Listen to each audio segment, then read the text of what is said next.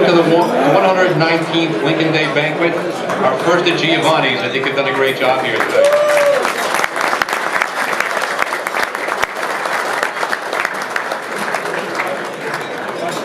Monsignor, sorry for jumping in front of you earlier there. Gentlemen, please stand and observe a moment of silence for our deceased members in the past year.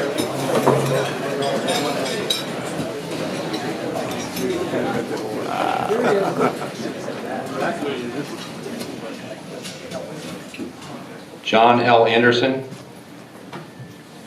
John W. Halloran, James C. Hutchinson, Al Nickel.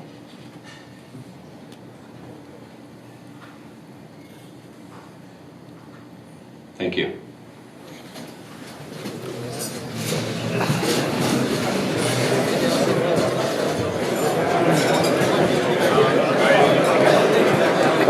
Reverend Fathers, distinguished speakers, members, guests, as President of the Catholic Club, it's my pleasure to welcome you to the 119th Annual Lincoln Day Banquet.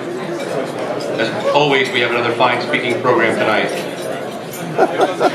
At this time, I'd like to introduce you to tonight's Toastmaster, Ed Newman.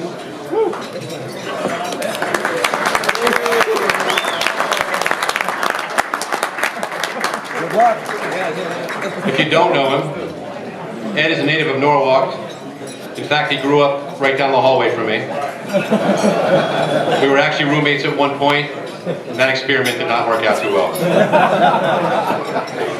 Ed currently lives in Westchester, Pennsylvania with his wife Robin.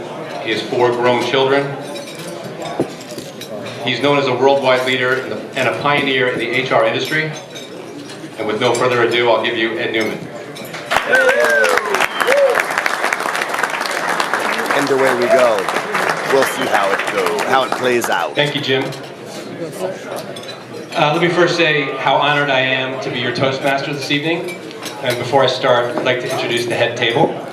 Starting from my left, Reverend Tom Samiski, the president of Fairfield College Preparatory School.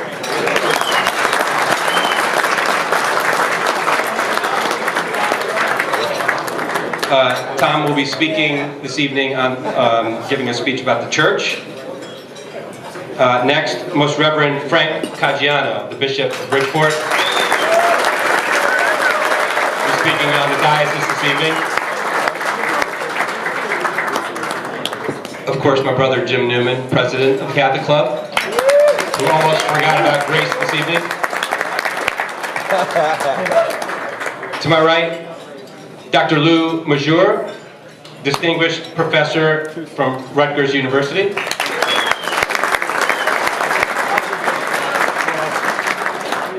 And finally, Monsignor Scheid from St. Aloysius Church in New Canaan. And let me say that Monsignor, this is his 50th Lincoln dinner. And he also happens to be the year he's planning to retire this summer. And we were chatting earlier about his retirement plan, so we'll still get him back for some more dinners, though.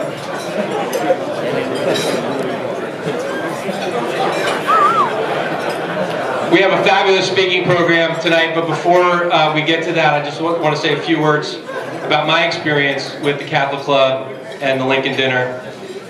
Unlike my brother Jim, my dad never invited me 30 years ago to come to the Catholic Club. I used to think that maybe it's because my father used to enjoy his company a little bit better than mine. My therapist says it's probably because I just didn't live here anymore. So, shortly after my dad passed away, about 25 years ago, Jim continued the tradition and came every year as a member of the Catholic Club. And he extended the invitation to myself, my brothers, always, every year, always extending the invitation. I'm like, what the heck is this all about? I don't know that I'm interested. And finally, I took him up on it. In 2009, I came to my first Lincoln dinner for the Catholic Club, and I was absolutely blown away by the experience. To come here for one night, dressed in a tuxedo, with an open bar, a fabulous dinner, dressed in a tuxedo. I get to hang out with guys I went to elementary school with, the Cordons and the Vicenzis. I bump into a dear friend of mine, Todd Zabrinski, from high school.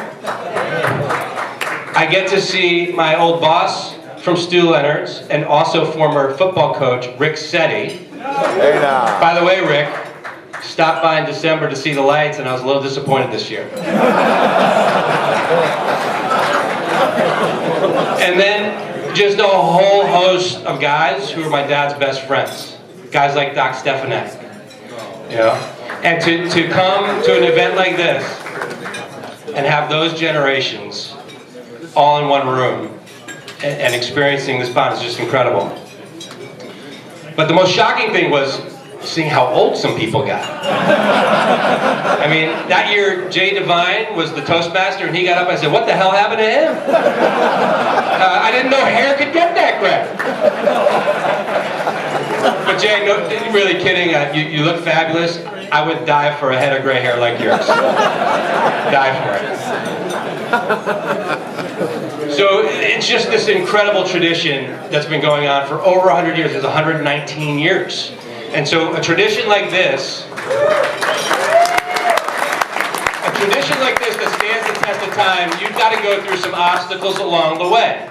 And you never know what form they're going to be. You have to get past it. So in 1980, the Lincoln Dinner was scheduled for February 14th. And we all know what day that is, right guys? Hey now. Yeah. My dad was Toastmaster that year. My mom was pissed.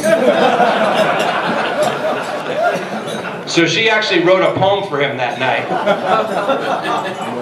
I remember that. Just shredding everybody that had anything to do with organizing the event on Valentine's Day. And I would read it to you, but Dan's giving me the look like you're really not a speaker, Ed. You need to move on. And so I have it here. If anybody cares to take a look.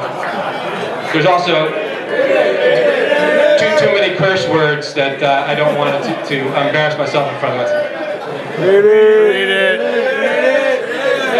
All right. Now look who's getting old. All right. So I'll read it to you. There's really no curse words. My mom was really nice. 403 years ago, the Catholic Club began to grow. Each year you'd gather around this date for Lincoln's birthday to celebrate. You'd get dressed up and leave for the stag. We didn't mind, we didn't nag. But this year's different. And while not a crime, you planned your dinner on our prime time. I'll bet there's not one man here who didn't get grief from his dear. Now, Senator Buckley, isn't it true that you heard from your wife too? Tracy, Lane, Stefanak, Slattery, Magner, Stack, Carroll, and Flaherty, O'Connor, Burke, Devine, and Flynn. Do you guys know what trouble you're in? This day is set aside each year for you to whisper sweet nothings in our ear. So fellows, get home at a decent time, or you won't have a Valentine.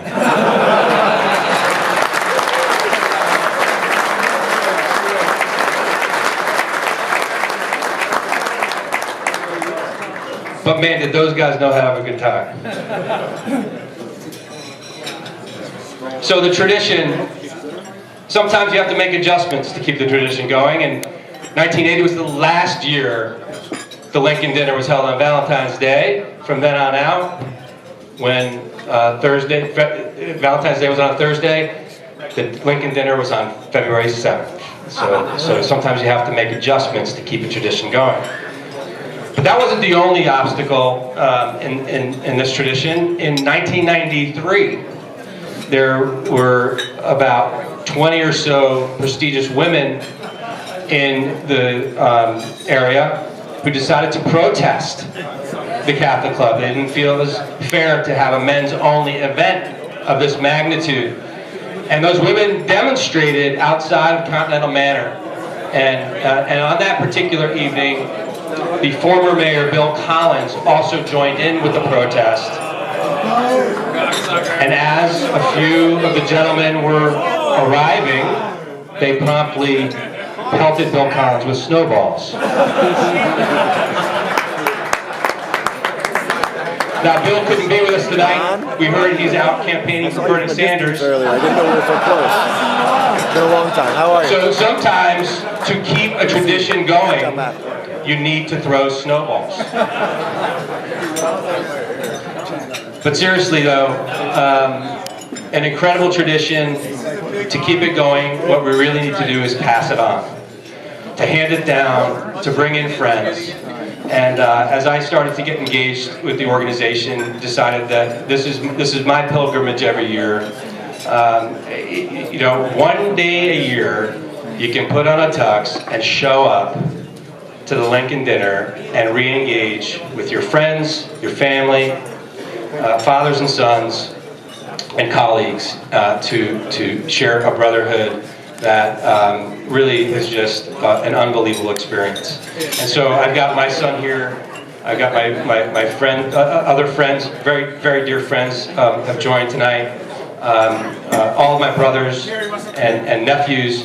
And so I would encourage each of you to carry this forth. You want to extend this tradition, pass it on, bring some folks every year. And I'm preaching to the choir here, right? You guys all know because you're here every year. So enough about me. So moving on to the speaking program this evening, we have a fabulous program. I think you're going to really enjoy our speakers. First up tonight, the Bishop of the Bridgeport Diocese, the Most Reverend Frank Caggiano, a native of Brooklyn, New York,